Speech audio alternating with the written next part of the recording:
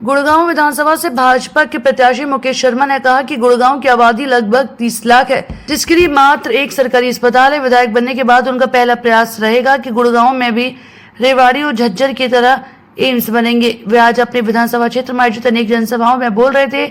सहारा mall Chakkarpur में बैठक में बोलते हुए भाजपा प्रत्याशी ने कहा कि जब रेवाड़ी और झज्जर में एम्स बन सकता है तो गुड़गांव में क्यों नहीं। विधायक बनने के पश्चात मेरा काम यही रहेगा कि गुरुग्राम में झज्जर और रेवाड़ी की तर्ज पर एक बड़ा अस्पताल बने।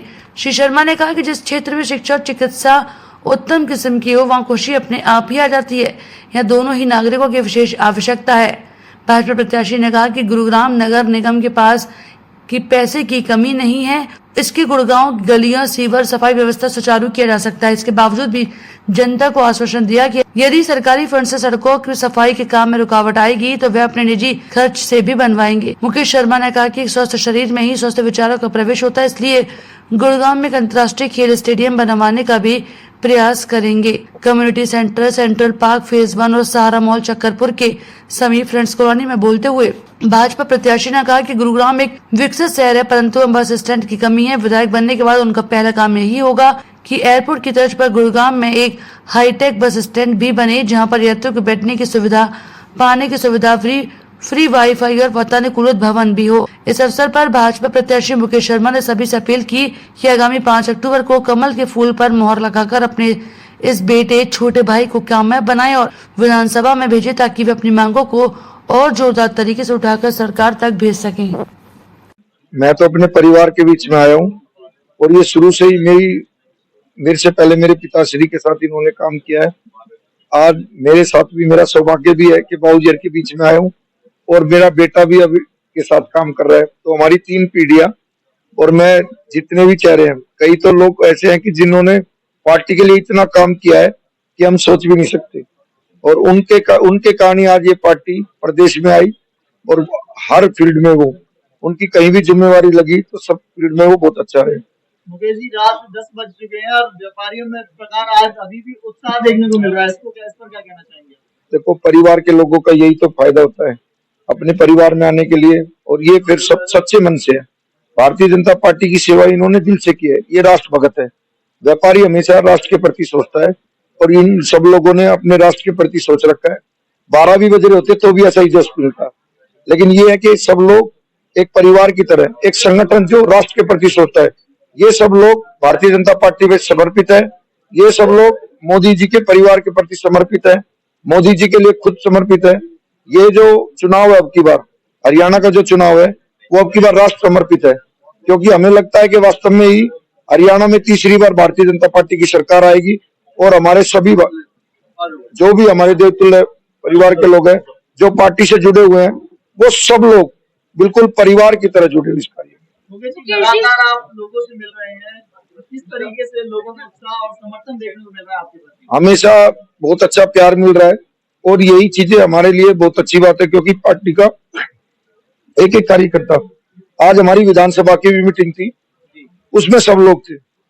अब भी हमारे जो काउंसलर साहब है, इधर दलीप जी, इधर सुभाष जी, जब ये लगाओ कि चलो कि ये प्रतिनिधि जो बना रखे जो आज भी काउंसलर है और इन्होंने समाज के लिए काम किया है, इनका आशीर्वाद, इनका स्नेह प्रेम देखता हूं मैं, तो मुझे लगता है कि वास्तव में ही इतना संघर्ष जो पार्टी के लिए कर रहे हैं। मैं आग्रह करूंगा अपने सभी व्यापारी बंधुओं से, कृपया अपना स्थान ग्रहण कर लें। सभी बंधुओं से आज हमने ये जो मुकेश जी, जो हमने ये है आज इस एरिया का जो आसपास का जो एरिया है, उसका सभी व्यापारी साथियों के साथ हम लोग बैठे हैं। मैं इसको कह सकता हूं प्योरली, जो हिंदी उसमें होता है कि ये बड़ियों की है। जिसके पीछे बंगला आ गया वो बढ़िया है, जिसके पीछे मित्तल आ गया वो बढ़िया है, जिसके पीछे गार्डन आ गया वो भी बढ़िया है, जिसके पीछे गुलाटी आ गया वो भी बढ़िया है। नहीं ऐसा भी नहीं है।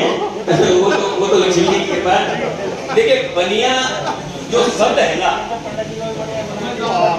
हाँ, जो जी, उनके दोनों महामंत्री, हमारे सुंदर चाचा जी हमारे, और मेरे समीप मेरे पार्टी के श्रेष्ठ जिन्होंने मेरे पिता के साथ काम किया है और मेरे घर पे खूब लस्सी पी है और खूब हमने सेवा की है।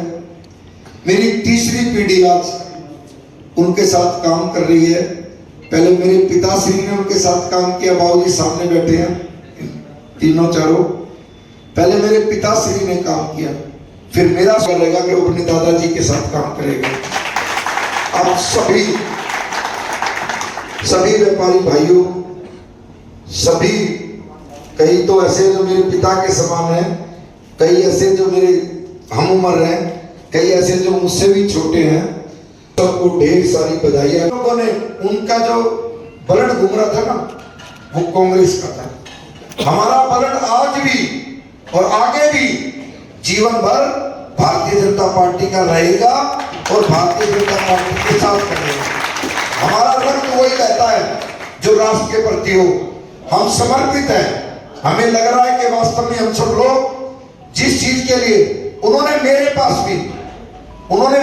भी बहुत बार कहा होगा कि भाई ऐसा कर लेंगे, टिकट जिसकी आएगी उसी के साथ हो जाएंगे, कसम खाते हैं ये कर देंगे। और मेरे को पता था कि वास्तव में ही कई लोग भागने वाले हैं, तो मुझे लगा मैं उनके हाँ भर लेता था। वो कहते थे हाँ भाई क्या कैसा है मुकेश विचारधारा, तो मैं कहता था ठीक है मैं आपके साथ हूँ। भारत